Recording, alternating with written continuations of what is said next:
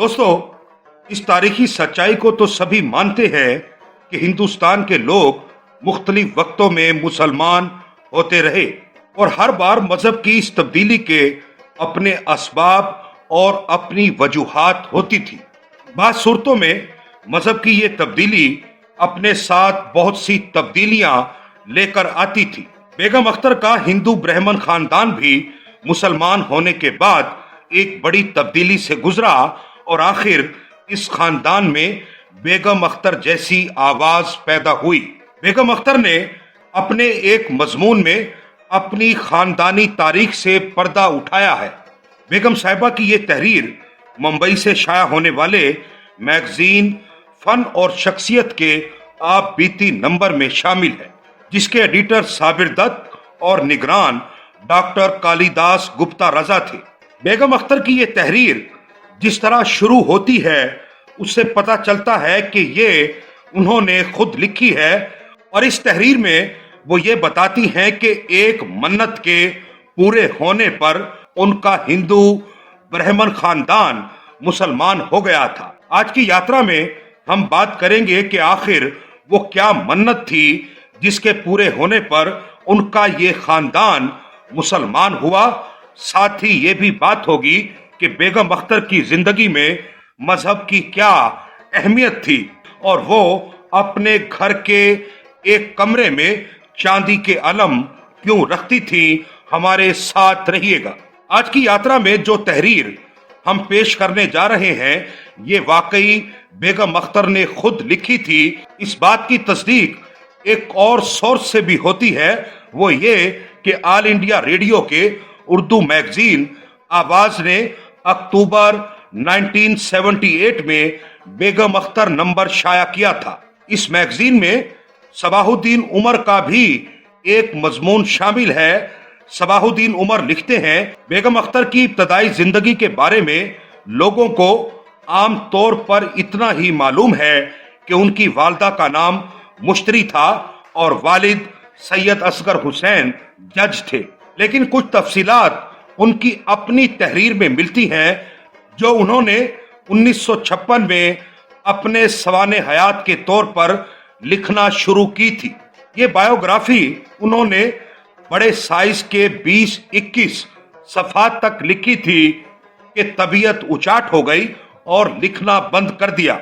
बहरहाल इन चंद सफात में उन्होंने अपने परनाना के जिक्र से लेकर अपनी माँ की पैदाइश तक के हाल को आसान उर्दू में बयान किया है। बेगम अख्तर लिखती हैं, मैं अपनी आप बीती में जो कुछ लिख रही हूँ या लिखूंगी वो मुकम्मल सच है और आइंदा भी सच का दामन छूटने ना पाएगा। मेरे परनाना जिला फैजाबाद के एक देहात के रहने वाले और जात के ब्राह्मण थे। उनके कई बच्चे हुए, लेकिन सब के सब पैदा होने के कुछ वक्त बाद कमसिनी में ही मर जाते थे। चुनाचे मेरे परनाना और परनानी ने एक ताजिए के सामने ये मन्नत मानी कि अब अगर हमारे कोई औलाद हुई और 5 बरस तक जिंदा रही तो हम मुसलमान हो जाएंगे। ये मन्नत मानने के बाद उनके यहाँ एक लड़का पैदा हुआ और 5 बरस का भी हो गया तो ये दोनों मियाँ बीवी मुसलमान हो गए।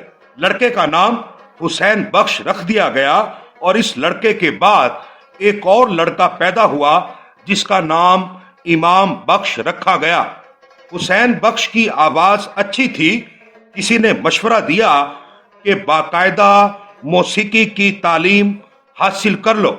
इस तरह वो उत्तर प्रदेश से निकलकर मध्य प्रदेश पहुंचे और वहां किसी माहिर उस्ताद के शागिर्द हो गए। बरसों बाद वो खुद भी उस्तादी के दर्जा पर फाइज हुए और शागिर्दों को रियाज कराने लगे।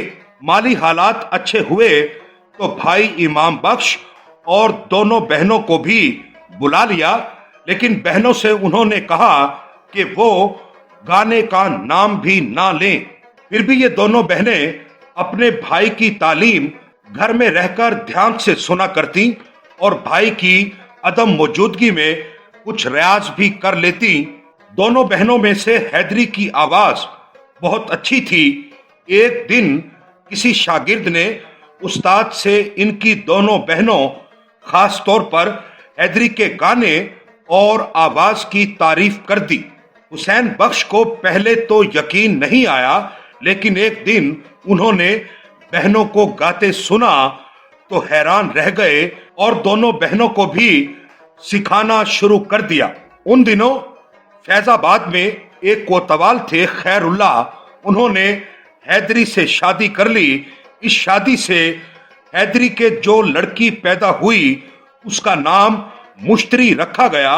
ये बेगम अख्तर की मां थी। बाद में मुश्तरी के यहाँ 2 जुड़वा लड़कियां पैदा हुई।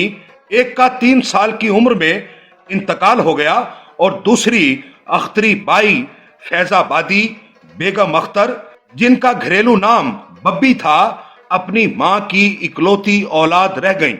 बेगम अख्तर की इस तहरीर से पता चलता है कि उनका हिंदू खानदान किन हालात में मुसलमान हुआ और इस खानदान में मौसीकी का सफर कैसे शुरू हुआ।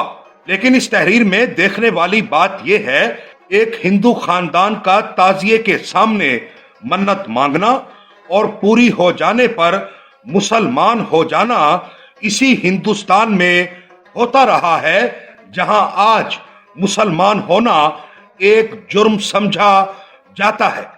लेकिन हम बड़े एतमाद के साथ ये बात कह सकते हैं कि आज भी मोदी के हिंदुस्तान में भी आपको ऐसे हिंदू मिल जाएंगे जो ताजियों के सामने मन्नत मानते हैं।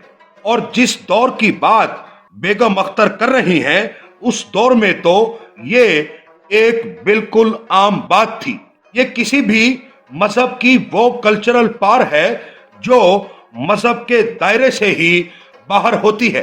बेगम अख्तर का खानदान मुसलमान हुआ तो खानदान की आखिरी शख्सियत बेगम अख्तर तक वो मजहबी रवायात भी साथ साथ चलती रही। बेगम अख्तर हर साल मुहर्रम बड़े एहतमाम से मनाती रही। वो कहीं भी होती लेकिन मुहर्रम के लिए फैजाबाद जरूर आ जाती, जहां ताजिए के सामने मन्नत मानी गई थी। बेगम अख्तर के घर में पहली मुहर्रम से तीजे तक एक कमरा इमाम बाड़े के तौर पर अलग कर दिया जाता। इस इमाम बाड़े में कसरत से चांदी के अलम होते थे। उन्होंने 3 बार हज किया। पहली बार 1961 में हज किया तो नमाज रोजे में बड़ी शिद्दत आ गई। गो बेगम अख्तर की जिंदगी में मजहब का बहुत ज्यादा असर था, लेकिन उनकी शख्सियत में किसी भी तरह की तंग नजरी नहीं थी। बेगम अख्तर मजहब के मामले में बहुत कुशादा दिल थी, हर एक के मजहब का एहतराम करती थी। उनकी शागिर्दों में भी 1-2 को छोड़कर सभी हिंदू लड़कियां थी जिन्हें वो अपनी बेटियां कहा करती थी। दोस्तों, ये थी हमारी आज की यात्रा। अगर आपको हमारी ये यात्रा पसंद आए तो अपने दोस्तों से भी शेयर कीजिए और हमारा चैनल भी जरूर सब्सक्राइब कीजिएगा।